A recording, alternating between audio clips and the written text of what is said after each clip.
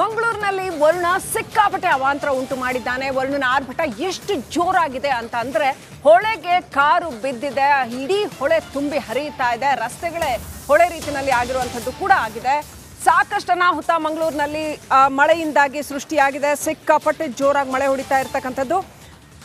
ಕಾಸರಗೋಡಿನ ಪಳ್ಳಂಜಿ ಪಾಂಡ್ಯ ರಸ್ತೆಯಲ್ಲಿ ದುರ್ಘಟನೆ ನಡೆದಿದೆ. ಕಾರ್ನಲ್ಲಿದ್ದಂತಹ ಇಬ್ಬರನ್ನ ರಕ್ಷಣೆ ಮಾಡಲಾಗಿದೆ. ಕಾರು ನೀರು ಪಾಲಾಗಿದೆ. ಸೇತುವೆಗೆ ತಡೆಬೇಲಿ ಇರಲಿಲ್ಲ, ಆ ಕಾರಣ ಅವಘಡ ಸಂಭವಿಸಿದೆ.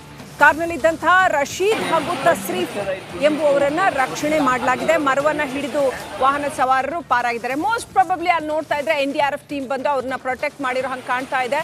ಆ ಹೊಳೆ ಸಿಕ್ಕಾಪಟ್ಟೆ ತುಂಬ ಹರಿತಾ ಇದೆ. ಅಲ್ಲಿ ಅವರಿಬ್ರು ಮರ ಹಿಡ್ಕೊಂಡು ಜೀವಂತ ಬದುಕಿ ಉಳಿದಿದ್ದಾರೆ. ಅವ್ರನ್ನ NDRF ಟೀಮ್ ಬಂದು ಸೇಫ್ ಗಾರ್ಡ್ ಮಾಡಿರೋ ಥರ ಕಾಣ್ತಾ ಇದೆ. ಒಟ್ಟಲ್ಲಿ ಎಷ್ಟು ಜೋರಾಗಿ ಮಳೆ ಬಿದ್ದಿದೆ ಅನ್ನೋದಕ್ಕೆ ಸಣ್ಣ ಹಳ್ಳನೂ ಕೂಡ ನದಿ ಥರ ಆಗಿ ಹರಿತಾ ಇರೋದನ್ನ ಗಮನಿಸ್ಬೋದು. ಹೊಳೆಗೆ ಕಾರು ಬಿದ್ದು ಇಬ್ಬರು ಪ್ರಾಣಾಪಾಯಕ್ಕೆ ಸಿಕ್ಕಾಕೊಂಡಿದ್ರು. ಅವರಿಬ್ಬರನ್ನ ರಕ್ಷಣೆ ಮಾಡಲಾಗಿದೆ. ಕಾಸರಗೋಡಿನ ಪಳ್ಳಂಜಿ ಪಾಂಡ್ಯ ರಸ್ತೆಯಲ್ಲಿ ಈ ಘಟನೆ ನಡೆದಿದೆ.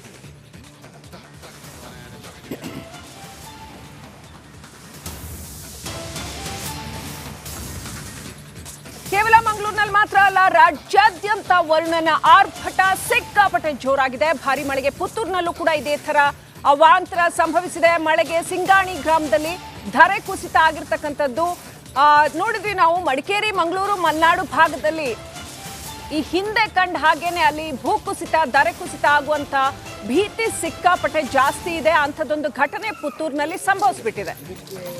ದೃಶ್ಯಗಳಲ್ಲಿ ನೋಡ್ತಾ ಇದ್ರ ವೀಕ್ಷಕರೇ, ರಸ್ತೆಗೆ ಅಡ್ಡಲಾಗಿ ಧರೆ ಕುಸಿತ ಆಗಿದೆ. ಸದ್ಯಕ್ಕೆ ಯಾವುದೇ ಪ್ರಾಣಾಪಾಯ ಸಂಭವಿಸಿಲ್ಲ. ಆದ್ರೆ ಇಷ್ಟಾದ್ರೂ ಕೂಡ ಅಲ್ಲಿ ತಕ್ಷಣಕ್ಕೆ ಅಧಿಕಾರಿಗಳು ಬರಬೇಕಾಗಿತ್ತು. ಏನಾದ್ರೂ ರಕ್ಷಣಾ ಕಾರ್ಯಕ್ರಮಗಳನ್ನ, ಸುರಕ್ಷತಾ ಕಾರ್ಯಕ್ರಮನ ಮಾಡಬೇಕಾಗಿತ್ತು. ಆದ್ರೆ ಎಷ್ಟು ಅಂತ ಮಾಡ್ತಾರೆ? ಯಾಕಂದ್ರೆ ಇಡೀ ಮಲೆನಾಡು, ಇಡೀ ಮಡಿಕೇರಿ ಭಾಗ, ಆ ಕಡೆ ಮಂಗಳೂರು ಭಾಗದಲ್ಲಿ ಎಲ್ಲಾ ಕಡೆನೂ ಗುಡ್ಡ, ಉಬ್ಬುತಗ್ಗು ಭಾಗಗಳೇ ಇರ್ತಕ್ಕಂಥದ್ದು.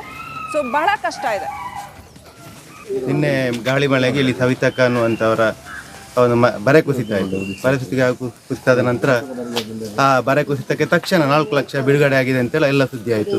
ಹಾಗೆ ಎಚ್ಚೆತ್ತ ನಾಗರಿಕರು ಅದಕ್ಕೆ ಮುಂದೆ ಕೂಡ ಬರೆ ಜರಿತ ಎಲ್ಲ ಆಗಿದೆ.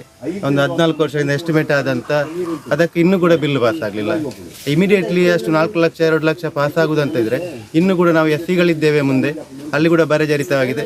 ಮಾನ್ಯ ಶಾಸಕರು, ಸಂಬಂಧಪಟ್ಟ ಅಧಿಕಾರಿಗಳು ಇದಕ್ಕೆ ಸಂಬಂಧ ವಿಚಾರ ಮಾಡಿ ಅದಕ್ಕೆ ಕೂಡ ಕೂಡಲೇ ಎಷ್ಟು ಪರಿಹಾರ ಸಿಗ್ತದ, ಬರೆ ಜರಿತಕ್ಕೆ ಏನು ವ್ಯವಸ್ಥೆ ಮಾಡಬೇಕು ಅದನ್ನು ತಕ್ಷಣ ಮಾನ್ಯ ಶಾಸಕರು ಮಾಡಬೇಕು ಅಂತೇಳಿ ಸಾರ್ವಜನಿಕರ ಪರವಾಗಿ, SC/STಗಳ ಪರವಾಗಿ ನಾನು ಮನವಿ ಮಾಡ್ತಿದ್ದೆ. ನಿನ್ನೆ ಗಾಳಿ ಮಳೆಗೆ ಇಲ್ಲಿ ಸವಿತಕ್ಕ ಅನ್ನುವಂಥವರ ಒಂದು ಬರೆ ಕುಸಿತ ಆಯಿತು. ಬರೆ ಕುಸಿತಾದ ನಂತರ ಆ ಬರೆ ಕರಾವಳಿ ಭಾಗದಲ್ಲಿ ಧಾರಾಕಾರ ಮಳೆಯಾಗ್ತಾ ಇದೆ. ಇದರಿಂದಾಗಿ ಜನವಸತಿ ಪ್ರದೇಶದಲ್ಲಿ ನೀರು ನುಗ್ಗಿದೆ, ಮರಗಳು ರಸ್ತೆಗೆ ಉರುಳುತ್ತಾ ಇವೆ.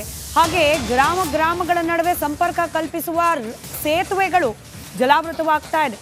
ಇದರಲ್ಲೂ ಪುತ್ತೂರಿನ ಚೆಲ್ಯಡ್ಕ ಸೇತುವೆ ಮುಳುಗಡೆ ಆಗಿ ಹೋಗಿದೆ. ಭಾರಿ ಮಳೆಯಿಂದಾಗಿ ಸೇತುವೆ ಮುಳುಗೋಗಿದ್ದು ಕಂಜೂರು ಪಂಜ ಪಾಣೆಜೆಗೆ ಸಂಪರ್ಕ ಕಲ್ಪಿಸುವ ರಸ್ತೆ ಇದು. ಕಂಜೂರು ಪಂಜ ಹಾಗೆ ಪಾಣಜೆಗೆ ಸಂಪರ್ಕ ಕಲ್ಪಿಸುವ ರಸ್ತೆ ಸಂಪೂರ್ಣವಾಗಿ ನೀರಿನಿಂದ ಜಲಾವೃತವಾಗಿದ್ದು ಜನ ಓಡಾಡೋ ಆಗದೆ ಪರದಾಡ್ತಿದ್ದಾರೆ. ನೀವು ದೃಶ್ಯದಲ್ಲಿ ಗಮನಿಸ್ತಾ ಇರೋದು ಸೇತುವೆ. ಆ ಸೇತುವೆ ಭಾಗ ಕಂಪ್ಲೀಟ್ ಆಗಿ ನೀರಿನಲ್ಲಿ ಮುಳುಗಿ ಹೋಗ್ಬಿಟ್ಟಿದೆ. ಹೀಗಾಗಿ ರಸ್ತೆಯಲ್ಲಿ ಓಡಾಡಲಿಕ್ಕೆ ಸಾಧ್ಯವಾಗದೆ ಜನ ಪರದಾಟ ಅನುಭವಿಸ್ತಾ ಇದ್ದಾರೆ.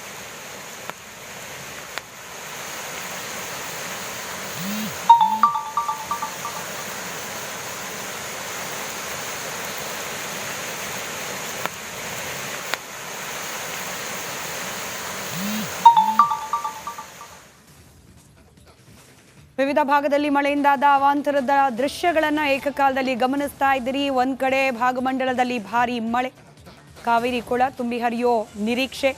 ಹಾಗೆ ಮಳೆಯಿಂದಾಗಿ ಮನೆಯೊಂದರ ಕಾಂಪೌಂಡ್ ಕುಸಿದು ಬಿದ್ದಿದೆ. ದೇವಸ್ಥಾನದಲ್ಲಿ ಅರ್ಧ ಭಾಗ ಪೂರ್ತಿ ವ್ಯಕ್ತಿ ಮುಳುಗೋಗೋ ಮಟ್ಟಕ್ಕೆ ನೀರು ತುಂಬಿಕೊಂಡಿರೋ ದೃಶ್ಯ. ಹಾಗೆ ಕುಕ್ಕೆ ಸುಬ್ರಹ್ಮಣ್ಯದಲ್ಲಿ ಸ್ನಾನಘಟ್ಟ ಮುಳುಗಡೆಯಾಗಿದೆ. ಬ್ರಹ್ಮಾವರ ರಸ್ತೆಯಲ್ಲಿ ನೀರು ತುಂಬಿ ಹರಿತಾ ಇದೆ. ಕಾಲುವೆಗಳು, ನದಿ ನೀರು ತುಂಬಿ ಸೇತುವೆ ಮುಳುಗಡೆ. ಹಾಗೆ ಚಿಕ್ಕಮಗಳೂರಿನಲ್ಲೂ ಕೂಡ ಧಾರಾಕಾರ ಮಳೆ. ಮಳೆಯಿಂದಾದ ಅವಾಂತರದ 8 ದೃಶ್ಯಗಳನ್ನ ಏಕಕಾಲದಲ್ಲಿ ಗಮನಿಸ್ತಾ ಇದ್ದೀರಿ. ವಿಶೇಷವಾಗಿ ಮಲೆನಾಡು ಹಾಗೆ ಕರಾವಳಿ ಭಾಗದಲ್ಲಿ ಅಧಿಕ ಪ್ರಮಾಣದಲ್ಲಿ ಮಳೆ ಸುರಿತಾ ಇದೆ. ಅನೇಕ ಕಡೆ ರಸ್ತೆ ಹಾಗೆ ಕಾಂಪೌಂಡ್, ಮರಗಳು ಧರಾಶಾಹಿಯಾಗಿವೆ.